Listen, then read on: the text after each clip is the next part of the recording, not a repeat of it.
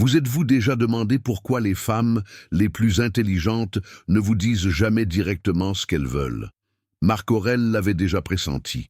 Le véritable pouvoir s'exerce sans hésitation. Aujourd'hui, je vais vous dévoiler 4 vérités concrètes qu'elles aimeraient que vous compreniez, mais que la fierté et la pression sociale les empêchent d'admettre ouvertement. Il ne s'agit pas d'astuces banales, mais de manœuvres psychologiques de fond qui distinguent l'homme ordinaire de celui qui maîtrise réellement les règles du jeu. Restez jusqu'à la fin et vous obtiendrez les clés que la plupart des hommes n'arrivent jamais à connaître. Secret 1. Elle ne vous demandera jamais de vous approcher directement. Avez-vous déjà attendu qu'une femme vous lance un « tu me plais, approche-toi » ? Permettez-moi de vous donner la réponse d'avance. Cela n'arrivera pas. Non pas parce qu'elle manque d'intérêt, mais parce que vous venez d'entrer au premier niveau du jeu stoïcien qu'elle maîtrise avec brio. Le premier secret que toute femme aimerait que vous compreniez, mais qu'elle ne verbalisera jamais, est le suivant. Elle ne vous demandera jamais de vous approcher directement. La raison, Marc Aurèle l'a clairement dit en affirmant que celui qui détient l'information exerce le pouvoir. Les femmes comprennent instinctivement que confesser leur attirance de manière directe les place en territoire vulnérable. C'est une pure stratégie de survie sociale. Lorsqu'une femme déclare ouvertement « tu me plais », elle sacrifie 3 éléments essentiels. 1. Leur avantage dans la sélection.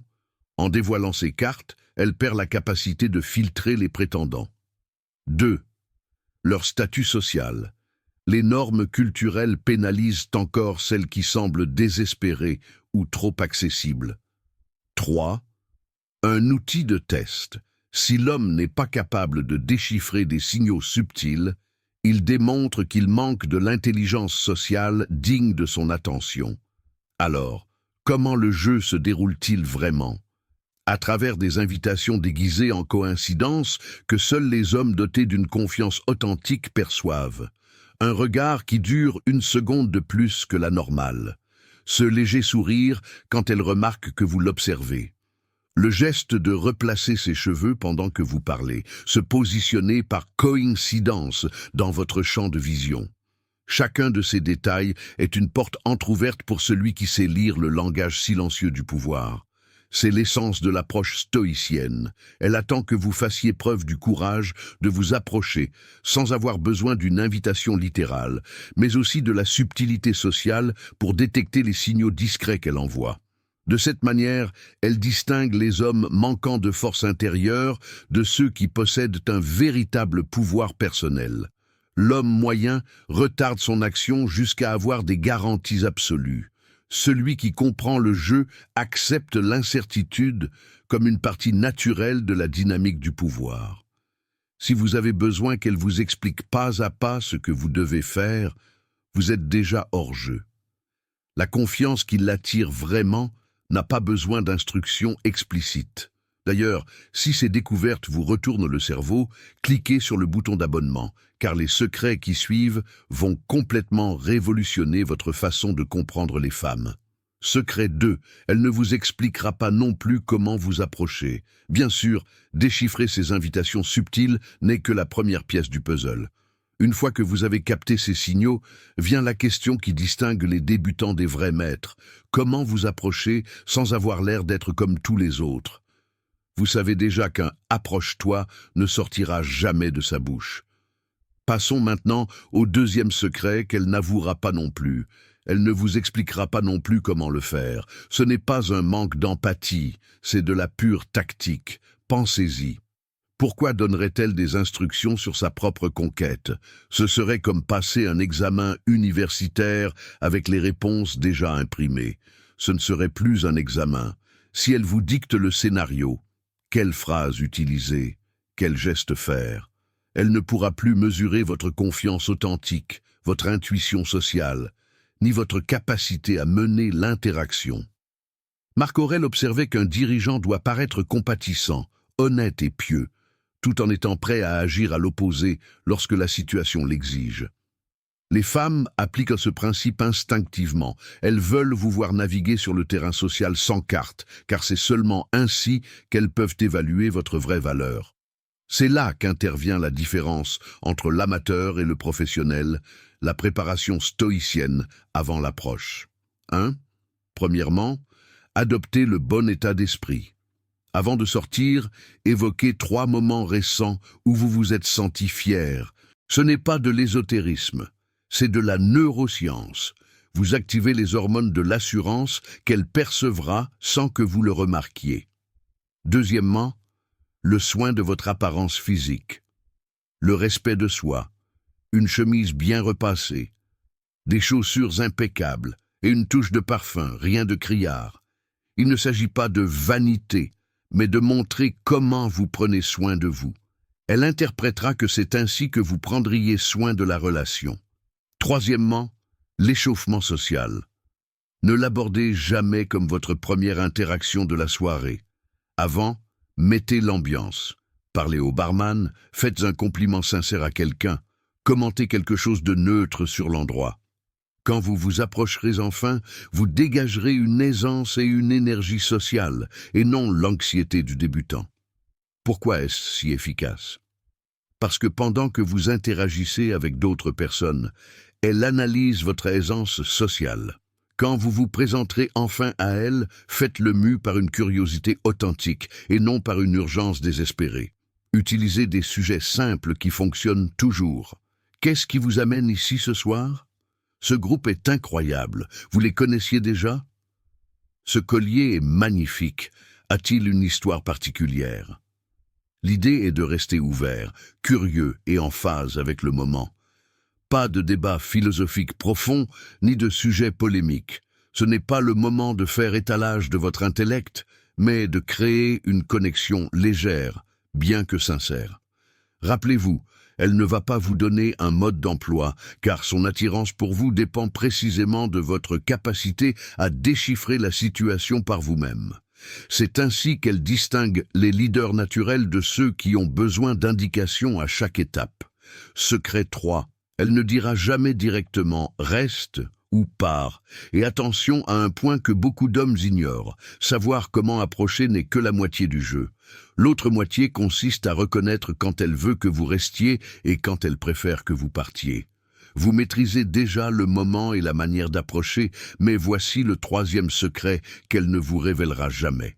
Elle ne dira jamais directement « reste » ou « pars ». Maîtriser cette lecture est ce qui sépare les hommes dotés d'un réel pouvoir social de ceux qui finissent par devenir des anecdotes gênantes entre amis. Pourquoi ne lance-t-elle pas un simple « tu ne m'intéresses pas, va-t'en » ? Parce que le vrai test consiste à ce que vous déchiffriez le signal sans qu'elle ait à le prononcer. Marc Aurèle prévenait qu'un leader devait éviter de s'attirer la haine des autres. De la même manière, elle cherche à préserver l'harmonie sociale. Vous lancez un « dégage » direct la ferait passer pour la méchante de la scène et son instinct la pousse à éviter cette étiquette. C'est pourquoi elle a recours à un langage corporel qui crie « dehors », tandis que ces mots restent courtois, signe qu'il est temps de se retirer, lisez-les comme si votre dignité en dépendait, car c'est le cas. Elle croise les bras pendant que vous lui parlez. Elle recule ou tourne le torse pour mettre de la distance. Elle consulte son téléphone constamment. Elle répond par des monosyllabes. Elle cherche ses amis du regard, comme pour appeler à l'aide. Lorsque vous détectez cette combinaison, il est temps d'effectuer une retraite stratégique. Mais il existe aussi des signes de reste que beaucoup d'hommes, par insécurité, ignorent. Elle imite votre posture ou vos gestes. Elle se penche en avant quand vous parlez. Elle maintient un contact visuel soutenu et authentique. Elle vous pose des questions personnelles. Elle trouve des prétextes pour vous frôler doucement le bras ou l'épaule. C'est un terrain fertile. Son corps dit « tu m'intéresses », même si sa bouche ne le verbalise pas. C'est là que se fait la différence. L'homme peu sûr de lui ignore les signaux de part, car il refuse d'accepter la réalité, et il se méfie des signaux de reste, car il ne se sent pas digne. L'homme au pouvoir authentique interprète les deux avec précision et agit en conséquence. application stoïcienne face à un rejet. Dès que vous confirmez des signaux négatifs, retirez-vous avec élégance. Vous pouvez conclure par un simple « Ce fut un plaisir de vous rencontrer, passer une bonne soirée et partir sans vous retourner. » N'insistez pas, ne suppliez pas, n'argumentez pas. Le stratège quitte le champ de bataille pour revenir se battre un autre jour. Et le plus important, il conserve sa dignité intacte. Savez-vous ce qui est vraiment paradoxal ?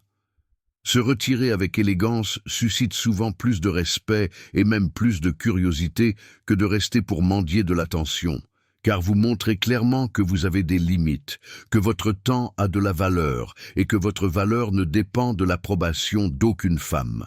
Maintenant, lorsque les signaux sont favorables, ne tombez pas dans l'erreur de penser « Parfait, maintenant je peux devenir collant ». Les indices de reste signifie que vous avez obtenu la permission d'approfondir la conversation, pas le droit de la bombarder avec toute votre biographie. Écoutez ce qui l'intéresse et posez des questions de suivi intelligentes. Si elle mentionne qu'elle est passionnée de randonnée, ne répondez pas par un simple « Ah, c'est intéressant ». Demandez quel a été votre sentier préféré jusqu'à présent. Maîtriser la lecture de ces signaux n'est pas une option si vous aspirez à jouer dans la cour des grands. Cela fait la différence entre être un homme doté d'une véritable intelligence sociale et être celui qui ne saisit jamais les sous-entendus les plus évidents. Secret 4. Elle ne vous offrira jamais son numéro volontairement. Jusqu'à présent, vous maîtrisez les 3 piliers. Quand approcher, comment le faire, et quand rester ou se retirer. Mais il reste la dernière pièce du puzzle, celle qui sépare définitivement les amateurs des maîtres. Cet instant décisif où elle détermine si elle veut vous revoir ou si vous n'étiez qu'une autre conversation passagère de la soirée. Nous sommes arrivés au point crucial, la pièce qui distingue définitivement l'homme moyen de celui qui maîtrise l'art de la séduction stratégique. Ce 4e secret est si puissant qu'il peut transformer complètement votre manière de conclure n'importe quelle interaction avec une femme. La vérité, franche et dure, est la suivante. Elle ne vous offrira jamais son numéro volontairement. Elle ne dira pas « Tiens, voici mon WhatsApp » ni « Tu veux que je te donne mon contact ?» Et si jamais elle le fait, il est très probable que ce ne soit pas son véritable objectif, mais une ressource momentanée pour combler un vide affectif. Pourquoi, même si elle est intéressée, ne fait-elle pas le premier pas ? Parce que cela la placerait dans la position la plus vulnérable imaginable, celle de la personne qui poursuit. Marc Aurèle soulignait qu'il est préférable d'inspirer le respect plutôt que de rechercher l'affection. Dans la dynamique de l'attraction, il vaut mieux mener que suivre, et elle le sait instinctivement. Quand une femme offre son numéro sans que vous le demandiez, elle inverse les rôles du pouvoir. Elle devient celle qui doit prouver sa valeur, celle qui attend votre appel, celle qui se demande si vous allez lui écrire. Son cerveau primitif interprète cette situation comme un signe de faiblesse et, sans s'en rendre compte, son attirance commence à diminuer. C'est ici qu'intervient la tactique stoïcienne que presque aucun homme ne maîtrise. Il y a 2 façons de conclure l'échange de contacts, et dans les 2 cas, c'est vous qui prenez l'initiative. 1. Lui demander son contact, la voie directe. J'ai beaucoup aimé discuter avec vous. Ça vous dirait que je vous envoie un message un de ces jours. C'est clair, honnête, et vous mettez votre intérêt sur la table sans détour. 2. Lui donner votre numéro, la voie stratégique. Cette option a un impact psychologique plus fort. Ce fut un plaisir de vous rencontrer. Voici mon numéro. Si un jour l'envie vous prend de prendre un café, écrivez-moi. Lorsque vous faites cela, 3 choses se produisent. 1. Vous éliminez la pression. Elle ne sent pas que vous la poursuivez, ni que vous dépendez de sa réponse. 2. Vous inversez la dynamique du pouvoir. C'est maintenant elle qui décide si la connexion se poursuit. 3. Vous générez un investissement émotionnel. En devant envoyer le premier message, elle se justifie à elle-même. Je lui écris parce qu'il m'intrigue. Je veux en savoir plus sur lui.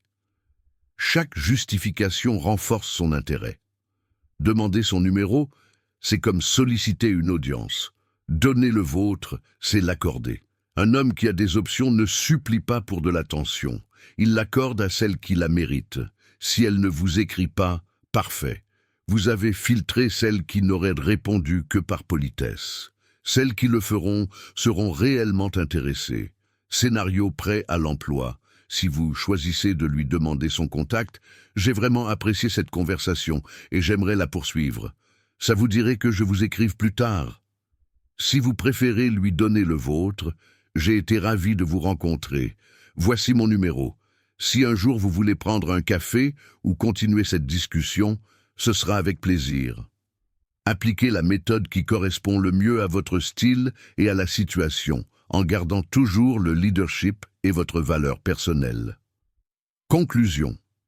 Maîtriser ces 4 principes stoïciens vous élève du statut de sujet à celui de souverain de votre propre vie sociale. Vous n'avez plus besoin de permission, de manuels ou de signaux évidents. Vous possédez les ressources pour évoluer dans n'importe quelle interaction avec une assurance stratégique, en lisant l'implicite et en menant avec intelligence. Voilà, vous les avez. Les 4 secrets stoïciens que toute femme veut que vous connaissiez, mais qu'elle n'admettra jamais. Elle ne dira pas « approche-toi », n'expliquera pas la procédure, n'annoncera pas si vous devez rester ou partir, et encore moins vous offrira son numéro. Cependant, vous maîtrisez maintenant les clés d'un jeu que la plupart des hommes ne déchiffrent jamais. Marc Aurèle rappelait que la fortune sourit aux audacieux. Vous venez de rejoindre ce groupe. Si vous avez aimé ce contenu et que vous êtes arrivé jusqu'à cette partie de la vidéo, écrivez dans les commentaires les mots « leçon terminée » pour savoir qui sont les personnes disciplinées qui sont allées jusqu'au bout. Et si ces vérités ont changé votre vision des femmes, abonnez-vous, laissez-moi un like et dites-moi lequel des 4 principes vous appliquerez en premier. Merci pour votre temps et à bientôt dans de prochaines vidéos.